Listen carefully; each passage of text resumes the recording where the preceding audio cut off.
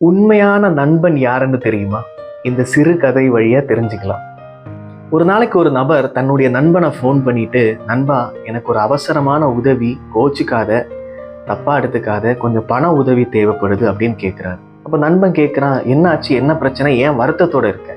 அப்போ அவர் சொல்றாரு, அம்மாவுக்கு உடம்புக்கு முடியாம மருத்துவமனையில போனேன். அங்க மருத்துவமனையில மருத்துவர் கொடுத்த சீட்டுப்படி அந்த மருந்தை வாங்குறதுக்கு போனேன். ஆனா அது போதுமான என்கிட்ட பணம் பத்தல, அதனால மருந்து வாங்க முடியல. இன்னைக்கு கண்டிப்பா அம்மாவுக்கு மருந்து கொடுத்தே ஆகணும் அப்படின்னு சொல்றாரு. இதை கேட்டவுடனே நண்பன் சொல்றாரு, நீ என்ன நைட்டு கால் பண்ணு அப்படின்னு சொல்றாரு. அவரும் ரொம்ப மகிழ்ச்சியோட என் நண்பன் இருக்கிறார் என்கிற தைரியத்தோட அவர் போறாரு. போயிட்டு நைட்டு நேரத்துல நண்பனை கால் பண்றாரு. கால் பண்ற நேரத்துல நீங்கள் அழைத்த எண் தற்போது சுவிட்ச் ஆஃப் செய்யப்பட்டுள்ளது அப்படின்னு வந்துருச்சு.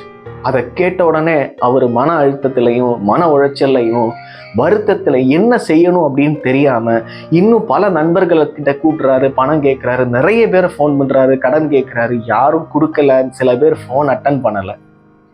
அப்படியே வருத்தத்துல வீட்டுக்கு கிளம்புறாரு. வீட்டுல போய் அம்மா பக்கத்துல உட்காரும் போது அங்க ஒரு பை இருந்துச்சு. அந்த பையை திறந்து பாக்குறப்போ டாக்டர் சொன்ன எல்லா மருந்தும் அந்த பைக்குள்ள இருக்கிறத பார்த்து அதிர்ச்சி அடைஞ்சு அம்மா கிட்ட கேட்கிறாரு, அம்மா இந்த பையில இருக்கக்கூடிய மருந்தெல்லாம் யாரு வாங்கி கொடுத்தா?